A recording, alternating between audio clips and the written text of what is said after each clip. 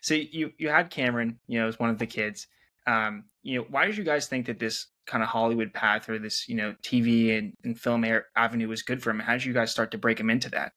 We didn't. We did didn't think not. it was We good. did not think it was good, and I did not want to do it.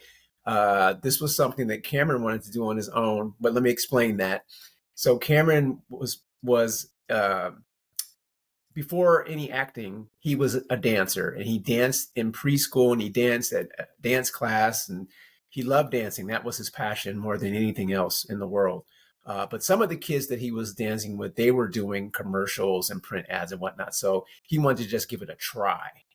And so that's how that all started. I am not an actor. She's not an actor. I can't dance. So it was not. I can dance though. Yeah, well, it was nothing that we were pursuing personally, like some of the other parents that we knew.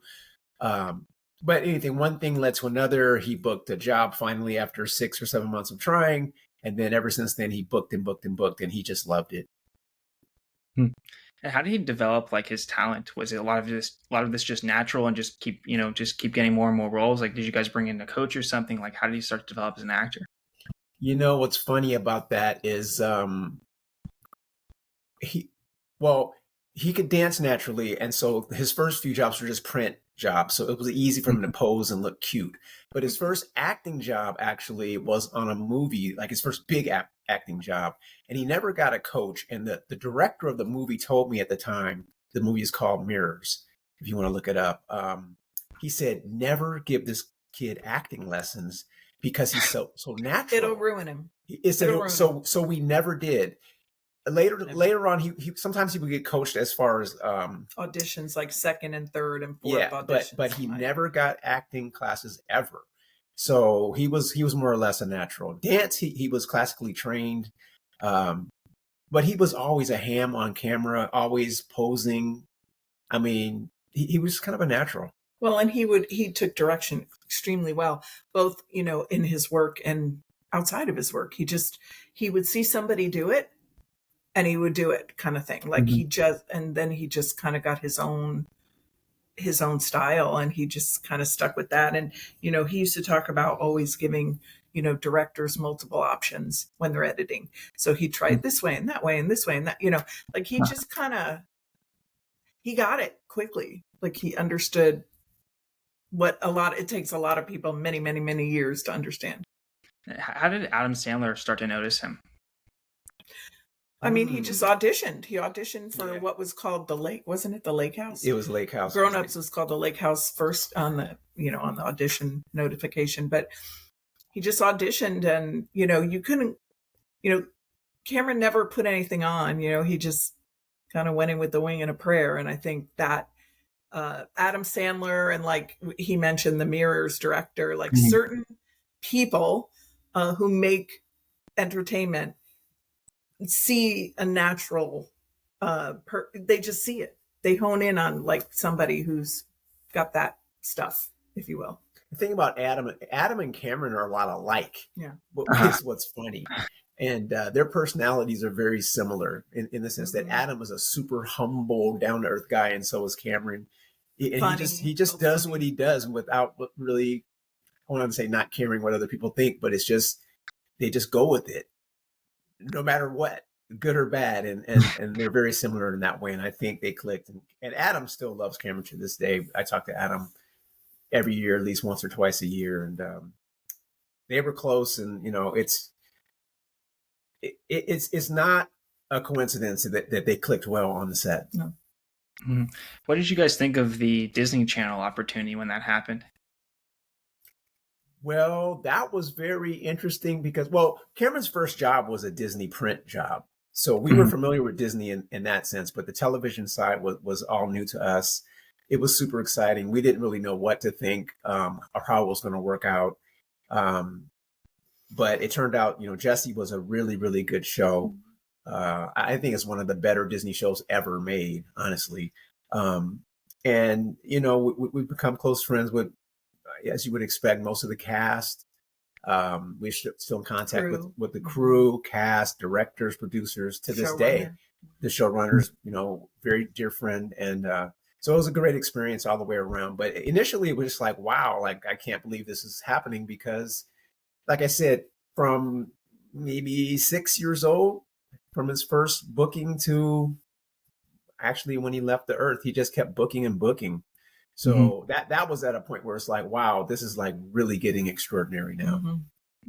How did you guys help him manage when you found out the condition that he had and he was really dealing with it at a much more of a severe level? Like, how did you help him manage the bookings and being, still being this actor and have success at that in his whole life?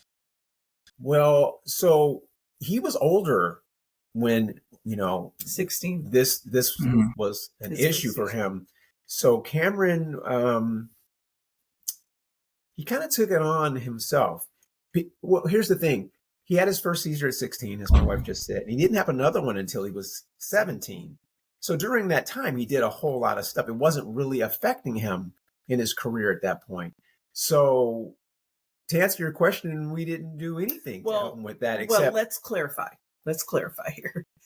The medical community didn't tell us to worry about anything. Yeah. So we were taking their cues. And unfortunately, they didn't arm us whatsoever. So I'm not completely blaming the medical community, but they made no big deal out of it. So we made no big deal out of it. It was very, very much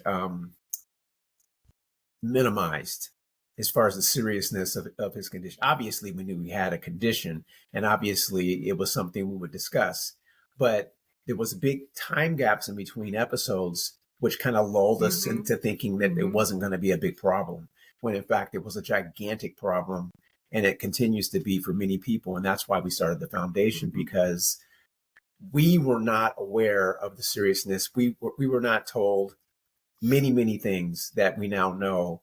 And we've met many people, same thing, their healthcare providers or people that should be arming them with information just have not been doing such. And our thing is to raise awareness and to hopefully get the medical community to step their game up far as doing better as far as helping people who are newly diagnosed.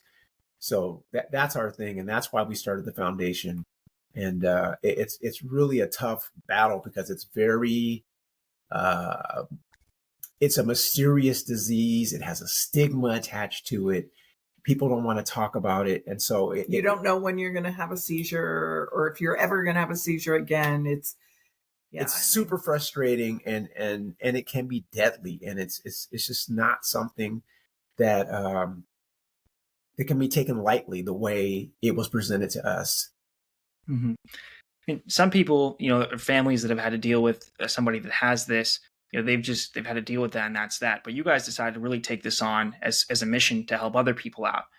You could have just went away and not done that. Like, why care so much about this and the effects it will have on other people? Well, like we said, people don't talk about it. So unfortunately, Cameron is the most recognizable face of epilepsy, just the same way Michael J. Fox is for Parkinson's.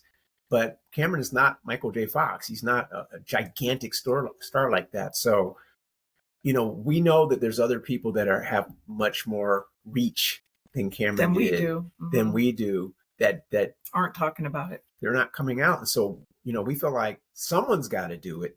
Otherwise, it's going to remain this mysterious, Well, and also, like, it does seem in our experience that, a lot of people who get it in adolescence when their hormones were all changing. And, if there's a famous person who's got epilepsy, who's not talking about it, they're probably not thinking about all of these things. And unfortunately, like we, because of Cameron's fandom and the fact that, like, epilepsy took his life, just as parents, you have to find ways to grieve, and you have to, figure out how to honor the person who died. And we really didn't have a choice. We don't want to be doing this. No. Like, this isn't fun. No. But Cameron cared very, very deeply about humanity. He cared very, very deeply about others, especially like the underdog or people with special needs or what have you. And so it totally makes sense for us to be focused on this. Hmm. What research have you been most interested in funding, and like where do you think that the most promising developments in this space are going to come from? I'm most interested in certainly SUDEP research. In other words, people whose bodies shut down during a seizure, which is what happened to Cameron. You know, they stop breathing, or they have a heart attack, or what have you during a seizure. Like that's definitely It's actually after the seizure. It's definitely what we're interested in the most. You know, there's a lot of things, not enough. There's not enough research going on because there's not enough research dollars, because it's a very underreported disease. And the deaths are very underreported because, you know, if the person stops breathing, it's a pulmonary issue, or if they have a heart attack, it's a heart attack. It's not epilepsy, but epilepsy is what caused the death. So, so it's very underreported. So we're like more focused on getting attention on that and getting something done around the medical community, ensuring that it's noted on death certificates and so on, to really ensure that the federal government puts enough money towards epilepsy research, because they only put it according to you know, how many people have it. And we know a lot more people have it and a lot more people die of it than they report. We're also interested just in, you know, pretty much everything. Like we were lucky enough to go over to Ireland to see one of our researchers and go to her lab, and, you know, have a tour, and like they're, you know, working on creating brain matter that has epilepsy, so they can it's crazy stuff. It's like totally robotic, and you know, so I'm a social worker. We're not experts in epilepsy, is what she's trying to say. We're not, and it's very complicated. But there's wearables, there's service animals, there's implants, there's lots of things that are happening, but there's no one thing that's a cure as of yet, or and especially with SUDEP, it's still way far away trying to figure out what it is. And but they are working on it. There's 40 or so types of epilepsy. Yeah, and figuring out which one you have is very difficult, because you have to have a seizure and have a doctor analyze the seizure to, you know what I'm saying? Like, it's not easy to do. It's a very complicated disease. Do you think that there will be some sort of cure to it, you know, in our lifetimes? I would like to say yes. I would like to stay positive. But realistically, it's going to be a tough go, because, like my wife just said, there's so many different types. But, you know, one step leads to another. So we're hopeful for sure. And that's why we keep, otherwise we would just like, what's the point? So we're hopeful. Yes. So you guys did this Facebook group that I think a lot of people benefited from. Can you just talk a little bit about, like, you know, why you wanted to do that, and what, you know, what have been some of the impacts of doing this Facebook group? Ooh. Well, we wanted to do it because there were so many young people reaching out to us who had epilepsy who did not have a support group. And so it just became really obvious that we needed to do something about that. And I think, you know, we have thousands of members now. And, you know, I think it was just really important as part of our work and the work we do on awareness. And, you know, what Cameron would kind of want is to support, especially young people. It's anybody going through, you know, from 12 to 22 is a rough time in and of itself. And, you know, some people have good support and others don't have good support from family, from medical community, whatever. And so it was just really important for us to start that, and it runs itself pretty much. And I think it's been really valuable. We've had lots of feedback around people feeling like they actually have the support they need, and a sharing of knowledge, and like the will to live, if you know what I mean, like the will to carry on, the will to deal with this, because they now have a village of people around them. And that, you know, that's important for anybody in any situation. And, you know, people living with epilepsy, you know, one of the statements, one of the person on our board who has epilepsy said, which I think is really very powerful and an important statement, is that the only time you're not worried about having a seizure when you're epileptic is when you're having a seizure. So imagine living that way, like literally on the cliff, and not having anybody to talk to about it. You know, it's all about that in the world. It's all about supporting other people. It's all about learning from others and feeling, uplifted from others and hearing others' experiences. And you go, oh, I'm not alone. I'm not alone. Just like when Cameron passed, I needed to be with other parents who lost a child. I needed that community. I needed to hear their experience, to hear what I could expect in the next few years. All of those things. It's just a reality of being human.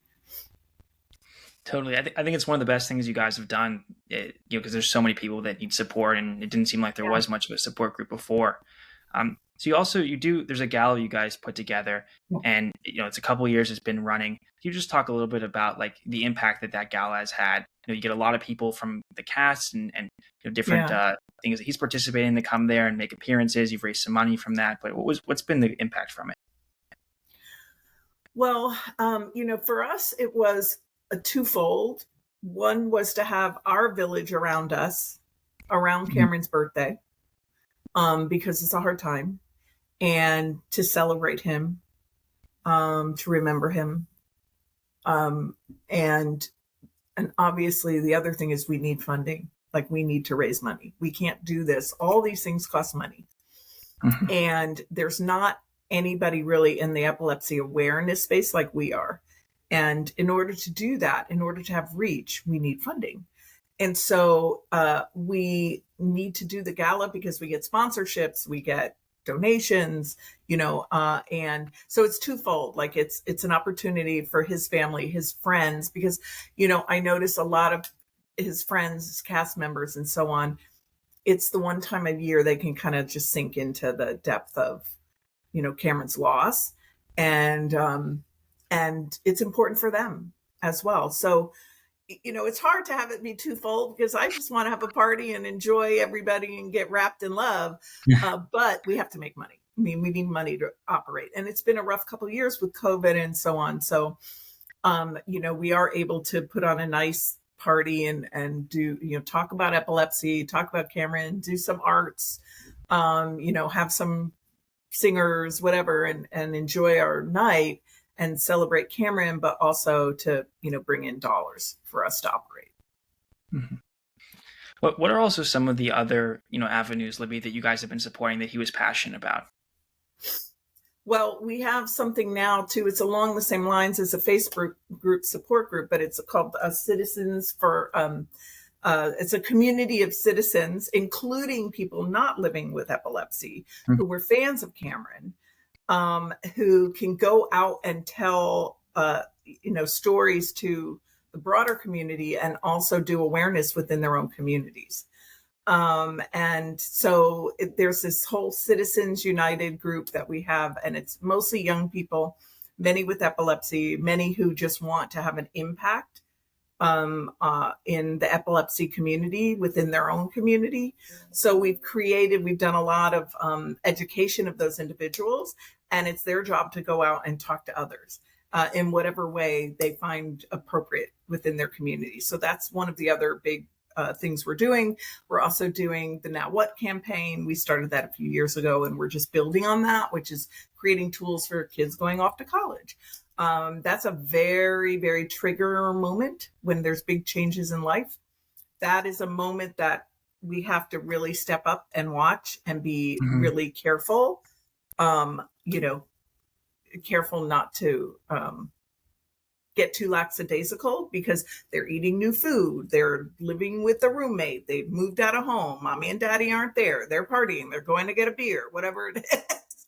When you go to college, it's a rough moment. And so we're creating lots of materials and awareness and campaigns around those trigger points. So a lot of the focus seems to be like support, supporting others and helping people along their way. Absolutely. It's all support and awareness. That's basically, and then obviously we do fund research. But, for us, I think our impact is bigger in the awareness circle. Mm-hmm. So I think on the website, there's this quote, like, leaders of tomorrow are fierce and unafraid. Why is that, that quote that he said so important to you guys to have on the site? Because Cameron was so profound and he understood so much. He was a wise old man. And it's the truth. Like, look what's going on in the world. You can't have mamsy-pamsy leaders, And you create leaders. Even the work we're doing, there's leaders in the support group. There's leaders in the Citizens United. There's leaders that this is our emerge. leader. This is our leader at the Cameron Boyce Foundation. But we got to create baby leaders that grow up to be grown-up leaders. I mean, and the fierce and unafraid is like, you just can't be. You can't just take no. You can't just, curl up when things happen. Totally. So just the last question that I have, at this point now, what do you guys aspire to accomplish? Like, what are some of maybe the short-term goals that you have for the foundation and some of the long-term goals? I think we really want to make bigger impact in the awareness campaigns. And obviously we need bigger dollars for that. So we're figuring that out. I think we would really like to reduce the stigma of epilepsy, because that's a huge, huge problem. It's why people don't talk about it. It's why bigger stars who have epilepsy or are dealing, impacted by epilepsy aren't talking about it. Or, people who, have lots of means in the world. They're not talking about it because it has that big stigma. And the only way to do this is to do this together. So for us, it's really building on our awareness and making it a household thing that's talked about.